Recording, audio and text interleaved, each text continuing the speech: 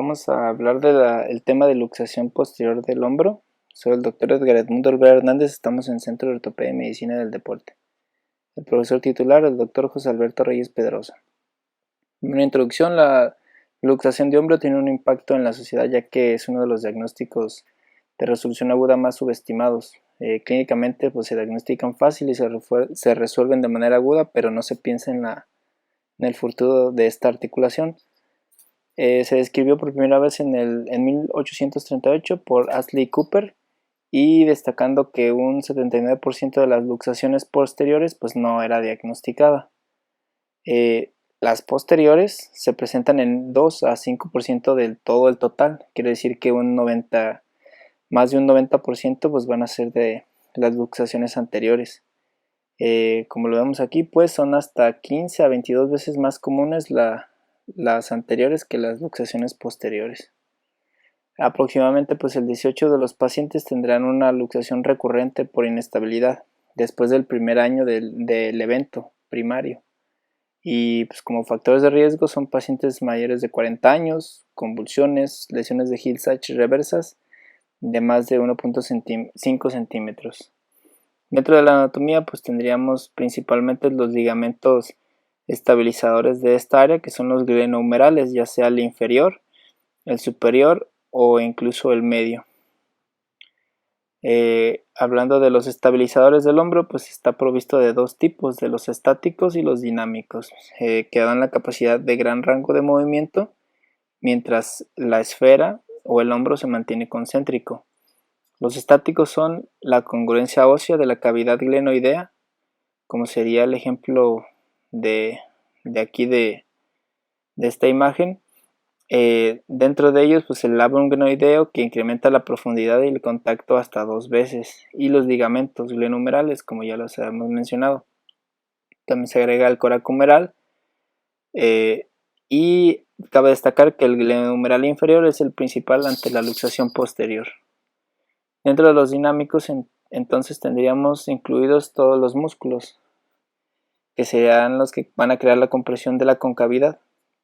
Dentro de ellos pues, tendríamos aquí el supraespinoso, el infraespinoso, el subescapular por la parte anterior, que es el que da la estabilización de la traslación posterior, y la porción larga del bíceps junto con el deltoide.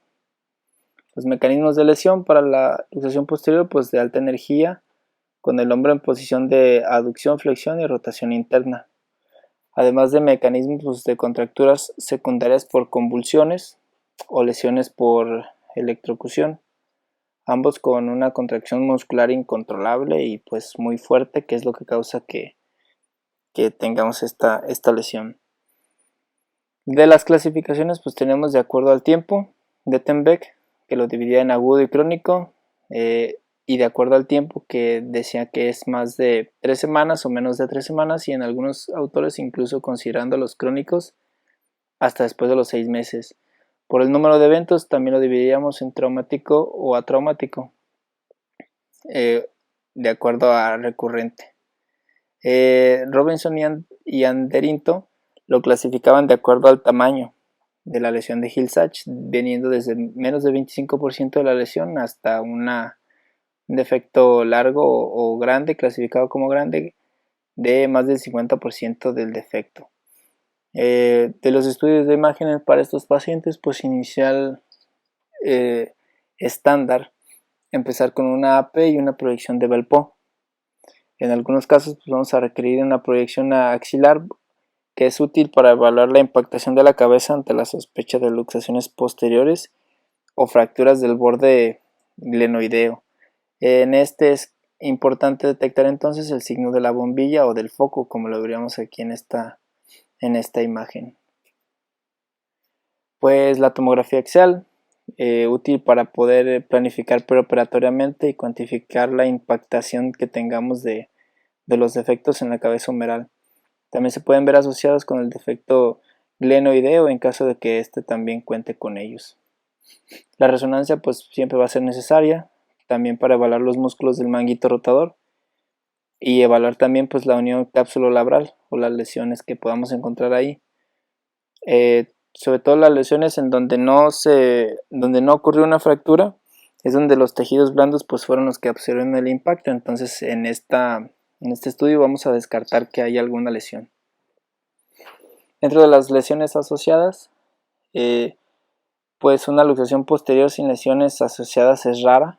Hasta el 65% se acompaña de defectos óseos o de los tejidos blandos. Y como más comúnmente pues tenemos la lesión del nervio axilar, que habrá que descartar si se piensa en una lesión de este mismo con una electromiografía. Del manejo inicial pues tenemos que la luxación posterior puede ser útil la maniobra de Stimson, como lo vemos aquí en la imagen, que es una técnica pues pasiva utilizada para este tipo de lesiones posteriores y que no tengan un enganchamiento significativo. Otra técnica pues la aducción o la manipulación con aducción, flexión y rotación interna del hombro, seguida con la tracción longitudinal y la presión directa sobre la parte de la cabeza hasta llevarlo hacia la parte anterior. El manejo conservador pues posterior a la reducción solamente es en eventos que hayan sido aislados, con una reducción adecuada de la luxación en agudo y sin una inestabilidad residual del paciente, y que tengamos también manera de comprobar que nuestra lesión de nuestro paciente es solamente una Hill-Sachs reversa, no sea mayor del 20% de la superficie glenoidea como defecto óseo. Del manejo no quirúrgico de la inestabilidad pues no se recomienda como una opción, solo para pacientes con comórbidos que pues puedan poner en riesgo la vida del paciente o que tengan un compromiso cognitivo. El objetivo pues es lograr que un paciente independiente y activo de las lesiones agudas o crónicas es restaurar la estabilidad o el movimiento del hombro. Como manejo quirúrgico pues entonces tendríamos el procedimiento de McLaughlin para pacientes con lesiones Hill-Sachs reversas de 20% o menos que persistan con inestabilidad. Este procedimiento pues va a consistir en que el músculo subescapular, como lo vemos aquí en esta imagen, se pueda levantar de la tuberosidad y transponerse en el defecto con suturas transóseas, como lo vemos aquí. ¿Para qué? Para poder rellenar este defecto y evitar el efecto de enganchamiento. El McLaughlin modificado pues útil para las lesiones de Hill-Sachs de 20 a 40%, que la modificación sería que este se realizaría con una osteotomía del troquín para poder cubrir el defecto que se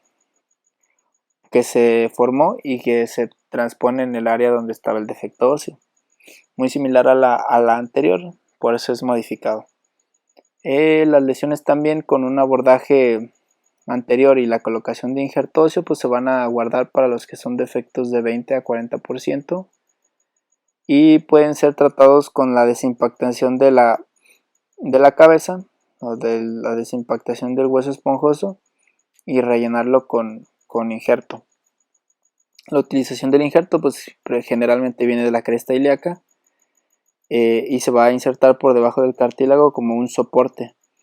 Esta técnica que se debe de intentar pues solamente en pacientes que tengan un buen potencial para sanar o para poder crear una buena consolidación. El abordaje posterior abierto reservado para los pacientes que tienen una lesión menor al 20% pero que se mantienen inestables, a pesar de que son lesiones chicas, que se mantienen inestables y que en el mismo evento agudo de la luxación no se logró una reducción cerrada. Esta sería una opción para poder ofrecerle a este tipo de pacientes, en el cual también de manera abierta se reducirá la luxación y se va a reparar de la misma manera pues la lesión de Bankart para poder estabilizar o lograr mayor estabilización de la articulación. Esta sería una imagen de cómo sería el abordaje. En esta se incide la articulación, será a través del infraespinoso y el redondo menor, con una tenotomía del infraespinoso. También existe la reparación de Bankart artroscópica como un tratamiento para la reparación de las lesiones agudas que tuvieron una reducción satisfactoria, como la gran mayoría de las veces ocurre, y que la lesión por impactación fue menor del 20% y que aún así persiste la inestabilidad. Entonces aquí es clave grabarnos que sea menor al 20%. Otra opción quirúrgica, pues en presencia de lesiones masivas de la cabeza con una impactación de más del 40%, las hemiartroplastias de hombro, reservada para pacientes ya mayores de 55 años que no sean buenos candidatos a la colocación de injerto autólogo. Esto puede variar de uno a otro paciente, pero principalmente estas serían las guías para poder considerar en dónde clasificar a cada uno de nuestros pacientes. Previo a dicho procedimiento protésico, se debe de reparar primero las lesiones del labrum para posteriormente colocar la prótesis, que en estos casos se recomienda con una retroversión de 20 grados para evitar luxaciones postoperatorias. Como un resumen, el algoritmo del manejo entonces sería una luxación visible en la tomografía, sí o no. Se considera una reducción abierta. En el caso de que no sea visible, pues se puede considerar una reducción cerrada y habría que evaluar la estabilidad, si tiene o no una gran cantidad de pérdida ósea. En el caso de que no la tenga, pues podría ir directamente a rehabilitación. Si la fractura es visible si no es visible, y se puede lograr con una reducción cerrada, hay que ver también, junto cuando son abiertas, si son reducibles y el hombro queda inestable o irreducible. Entonces, en este caso sería cuantificar la cantidad de defecto óseo que tenemos, que serían menores del 20 al 40 o mayores del 40%. Y finalmente, pues las opciones para los que tienen menos del 20% de compromiso serían los abordajes posteriores más la reparación de Bankart con un McLaughlin como procedimiento quirúrgico. De los que tienen defectos del 20 al 40%, pues serían los abordajes anteriores con la colocación de injerto junto con la desimpactación, como ya lo habíamos visto. La transferencia de la tuberosidad o el McLaughlin modificado y con la transferencia del subescapular, o también la opción para los pacientes que tienen una lesión de más de 40%, lesiones muy grandes, también con un abordaje anterior con la colocación de injerto o la hemiartroplastía, dependiendo de la edad del paciente.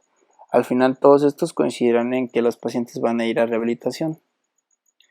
Pues como una conclusión, el tratamiento es individual en cada paciente basado en el tiempo de presentación y sobre todo en el tamaño de la lesión. Tiempo y tamaño, además de la edad de los pacientes. De manera general, pues los pacientes jóvenes tienden a tratarse con una reparación de tejidos blandos y los adultos mayores van a requerir principalmente las artroplastías para mantener esta articulación estable. Esta sería la clase de esta semana. Nos veríamos la siguiente clase con un nuevo tema. Muchas gracias.